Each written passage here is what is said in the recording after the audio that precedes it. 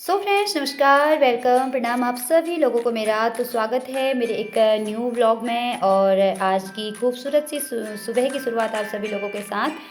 सुबह की प्यारी प्यारी सी धूप मेरे आंगन पे आ जाती है और आज मैं कर रही थी पापा जी के श्राद्ध की तैयारी।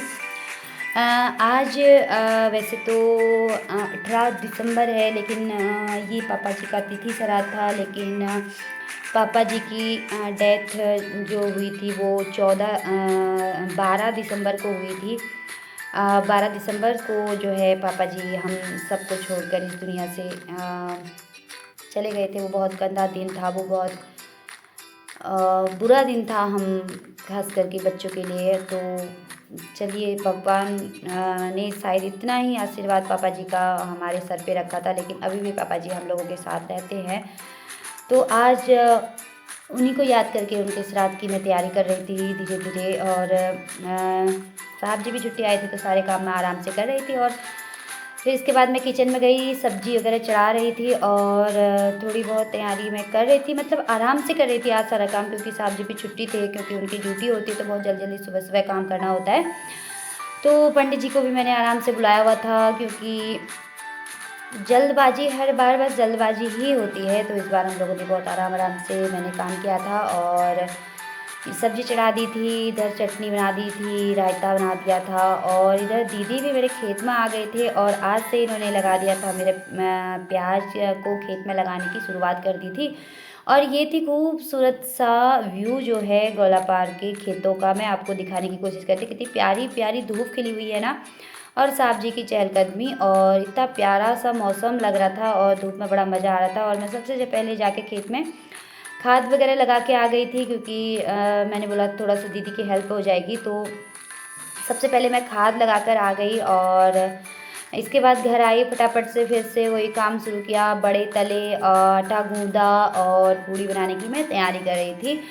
तो इतने में ही जो है हमारे पंडित जी भी आ गए थे और इन लोगों ने जो है अपना काम शुरू किया। श्राद्ध की पूजा जो होती है वो स्टार्ट करी और मैंने फ्रूट्स वगैरह इनके लिए काट दिए थे। और फिर उसके बाद मैं किचन में ही अपना काम कर रही थी और ये लोग कर रहे थे पापा के श्राद्ध की तैयारी, मतलब स्टार्ट कर दिया था इन लोगों ने। 10 बजे का टाइम हो गया था कम से कम।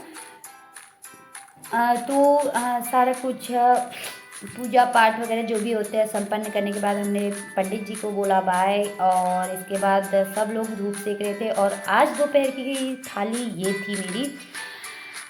पूड़ी थी, बड़े थे, दाल थी, चावल थी, मिक्स वेज था, बूंदी का रायता था, चटनी थी और खीर थी।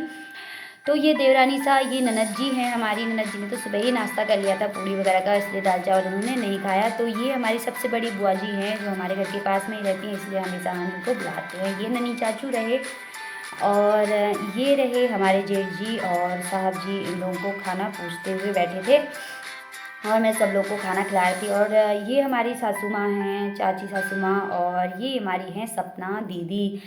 सब लोगों को खाना वगैरह खिलाया और इसके बाद इतने सारे बर्तन हो गए थे। और सपना दीदी जो है हमें बर्तन धुलाने में हमारी मदद कर रही थी। और शाम के टाइम में मैं सारा काम खत्म करने के बाद खेत की तरफ गई तो दीदी ने इतना सारा प्याज लगा दिया था, बस थोड़ा बहुत रहा था तो उसको लगाने में फिर मैंने भी उनकी हेल्प करी। और साहब जी की ड्यूटी लगाती थी बीज उखाड़ने के लिए, वो आराम से बैठकर बीज निकाल रहे थे और हम लोग लगा रहे थे। इस तरीके से हम लोग लगाते हैं, छोटी छोटी गूलें पहले बनाते हैं कुदाल से और उसके ऊपर फिर एक के बाद एक ऐसे करके हम बीज रखते हैं। वैसे वो दूसरे तरीके से भी कुदाल से नोक से एक गड्ढा बना के ऐसे भी डाला जाता है, लेकिन हम लोग इस तरीके से लगाते हैं। तो थोड़ी बहुत मदद मैंने भी करी। और शाम तक ये देखिए दीदी ने मेरा सारा प्याज लगा दिया था, जितना भी यहाँ पर के खेत में मेरा प्याज लगना था लगा दिया था। और इसके बाद जो है मैं तो क्या करती पता नहीं, लेकिन साहब जी जो है पानी लगा कर ले आए थे नहर से। और इसके बाद मैंने पानी लगाया खेत में और साहब जी देख रहे थे कहाँ से क्या करना है करके। और दीदी जो है वो क्या कर रही थी आई डोंट नो, शायद मेथी गोड़ रही थी। तो और ये था शाम का सुहाना सुहाना सा मौसम, शाम होने आई थी, बस दिन ढलने ही वाला था। और आज के ब्लॉग में भी बस इतना ही था और फिर मिलेंगे आपको अगले ब्लॉग में। तब तक आप हंसते रहिए, मुस्कुराते रहिए, स्वस्थ रहिए, मस्त रहेंगे। Bye bye, take care.